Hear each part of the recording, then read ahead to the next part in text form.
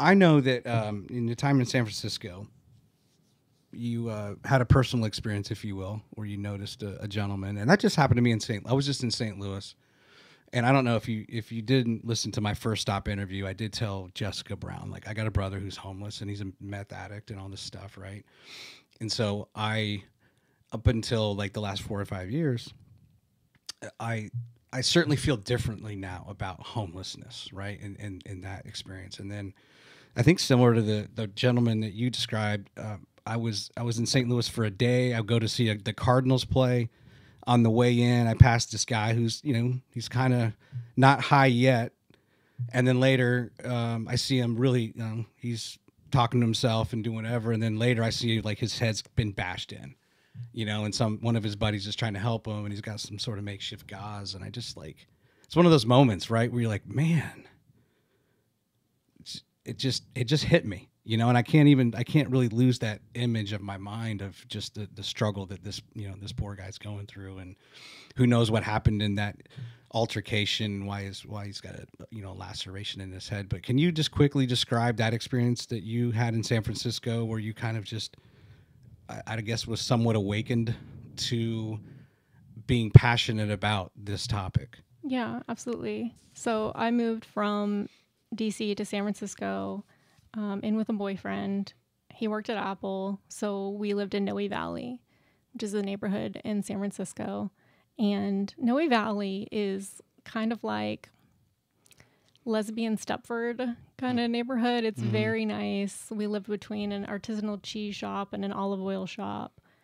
And I was writing for the Bay City Beacon, the housing policy column. And so I was walking to the offices from Noe Valley to Soma, I guess is what you would call it, Tenderloin Soma.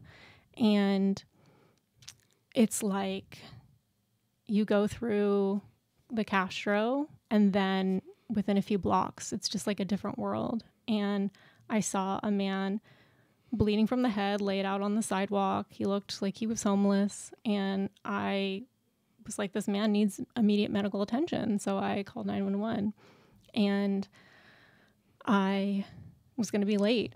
And I reported it, but I was like, I can't wait around to see if when they respond. And so as I kept walking, I saw more people who looked like they were in need of immediate medical attention. And I quickly realized if I called 911 for every person I saw who needed help immediately, I would never get anywhere in the city.